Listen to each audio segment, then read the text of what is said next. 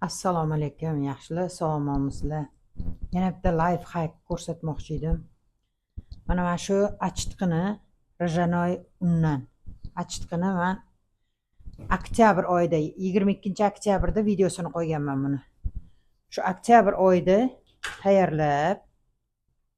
non tayyorlab ko'rsatganman. Keyin shu ozgina achitqi qolgandi. Shunda ustini yopib, sovutkichga qo'yib qo'ydim. Xolodilniy oddiy sovutkichida.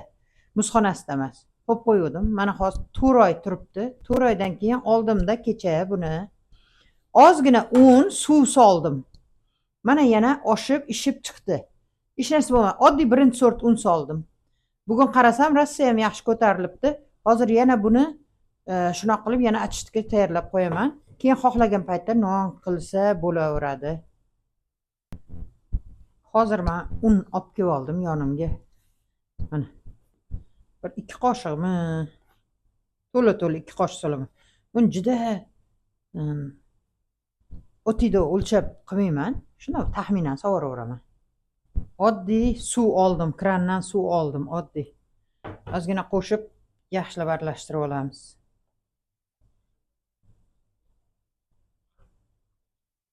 Un birinchi sort. Boshida rajanoy qilinganda, endi bu yerga birinchi sort tayyorladim. Birinchi sort solib.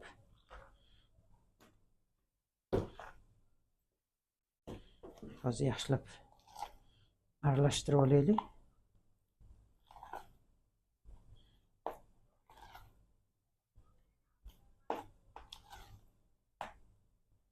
Mana tayyor. Mana tayyor bo'ldi. Buni olamanda shunda xona haroratida qoldiraman, ustiga mana qopqog'ini yopib. Bemalol yaxshi achigandan keyin ertagami, indinga xohlagandek non tayyorlasam bo'ladi. Birdaniga 3 kilo 5 kiloga bo'ladimi deydiganlar borda, birdaniga bu 3 kilo 5 kiloga kuchi yetmaydi. Oldin bundan ozgina xamir qorib olishinglar kerakda, ko'proq qilaman, tayyorlayman sel nonni. Uni bir kun achitib, keyin xamir tayyorlashinglar kerak ko'proq. Men lekin buni o'sha achitqini birinchi tayyorlagan videosini, undan non tayyorlaganimni YouTube kanalimda описаниеga qo'yib qo'yaman. Bemalol kirib ko'rib, o'rganib tayyorlasanglar bo'ladi. Tabiiy achitqili nonlar yeyman deganlarga bu foydali life hack.